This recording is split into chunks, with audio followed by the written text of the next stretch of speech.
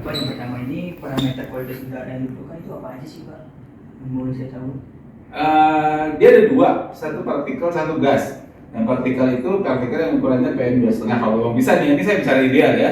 Nah, kalau gas paling tidak ada 3, SO2, NOx sama ozon. Untuk ozonnya itu ada ini nggak sih Pak? Normalnya itu Ada semua ada. Normalnya semana untuk kualitas udara bersih, sedangkan yang kualitas udara buruknya semana gitu. Ya itu ada di cari di website, saya nggak hafal angkanya. Ya, baik yang PM25 maupun yang itu ada normalnya. Dan normalnya itu hampir selalu normalnya itu nggak sewaktu. Dia ada normal, artinya ada normal sewaktu, ada normal per hari, ada normal rata-rata per tahun, gitu. Apakah ada aspek khusus dari pemantauan kualitas udara yang ingin diukur atau dipantau lebih mendalam dari tahap tersebut? Kalau bisa yang partikel sama yang 3 itu udah hebat banget gitu.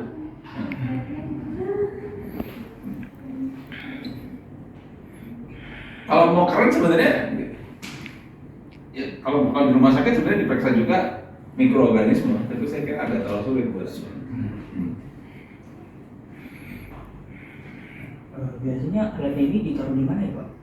Kalau alatnya apakah di luar lapangan atau di dalam? Jadi ada dua, ada pemeriksaan polutan udara di luar ruangan, ada polutan udara di dalam ruangan. Cuman biasanya kalau alat-alat yang kecil itu digunakan buat yang di dalam ruangan. Kalau di luar ruangan butuh alat yang besar yang kompleks lah teknologi.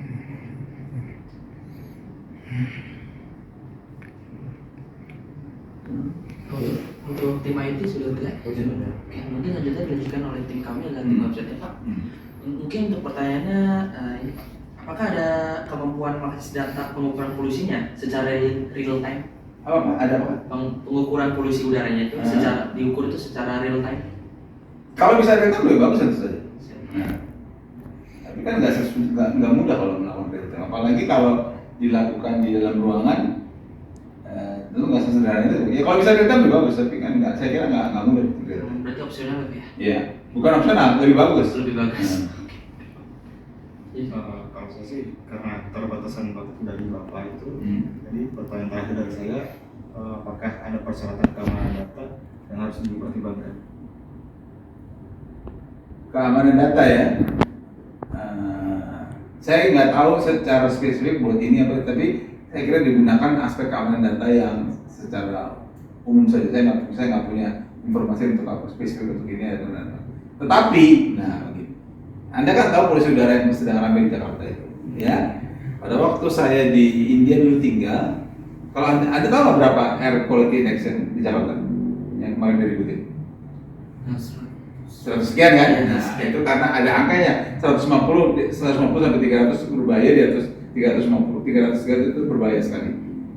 Di India itu waktu saya datang India angkanya 999. Kenapa 999? Karena mesinnya di atas 1000 udah nggak bisa aktif hubungan tadi. Mesinnya di atas 1000 udah nggak bisa syukur lagi. Jadi mungkin angkanya di atas 1000. Jadi begitu. Nah terus udah itu waktu saya tinggal di. Sekarang mereka pakai angka 499 sebuah batas. Kenapa? Jadi kalau angkanya di atas 500, 600, 700 tetap keluar di mesinnya 499. Ini sebuah pertanyaan. Karena kalau angkanya gede, dia komentarnya wah gila buset gitu kan. Jadi kalau angkanya tinggi sekali bisa ada aspek ini orang kita hidup di daerah yang sangat tidak sehat. Jadi ada faktor seperti itu memang. Gitu. Tapi itu sebenarnya nggak ada hubungan dengan ilmu kesehatan. Artinya ilmu kesehatan atau ilmu memantau itu terima aja apa aja. Gitu. Anda mau buat apa sih sebenarnya? Yang mau dibuatnya apa? Pemantauan kualitas udara Pak. Alat. Iya alatnya Pak. Udah ada bayangan? Untuk di luar dari lapangan sih masih ada sedikit bayangan sih Pak. Tapi kalau ternyata cukup besar seperti yang Bapak untuk di dalam ruangan mungkin masih ada rencananya gitu Pak. Terus jadi dengan alat itu apa yang kira-kira bisa kelihatan? Mungkin kayak tadi H2O-nya yang diukur Pak. Karena kan tergantung kualitas udaranya apakah baik untuk saat ini atau gimana? Enggak, maksudnya ada beberapa parameter yang bisa diukur begitu dengan alat itu. Oh iya. Nah itu dia datanya itu akan masuk ke website yang kami akan buat. Jadi itu buat tim IT itu buat menangkap polusi apa yang sedang berada di sini, dan data dari website itu akan menerimanya gitu Pak. Itu dari kacamata teknologi website ya, Iya, secara real time itu, iya. dan tanda kutip lah. Dan Sebenarnya ada cara lain yang bukan yang saya usulkan ke mahasiswa FK tadinya adalah, jadi puskesmas itu punya alat untuk memeriksa polusi udara dalam ruangan. Alatnya itu kecil segini gini. Jadi tadinya saya mengusulkan sebelum tahu Anda membuatnya, kalau kita mau tahu polusi di dalam universitas kayak di apa kantin kayak, kita minta aja orang itu datang sih. Nah, dalam kaitan dengan alat Anda ini, kalau saya mengusulkan kalau Anda sudah dibuat alat itu sebelum masuk ke website, terus mau tahu itu benar apa enggak? Angkanya misalnya keluar, ozonnya 28 itu angkanya benar apa enggak? Sesuai standarnya Pak, ini berlaku. Ya, bukan, itu kan membaca angkanya, misalnya angkanya keluarnya 28. Emang benar tuh mestinya keluarnya angka 28?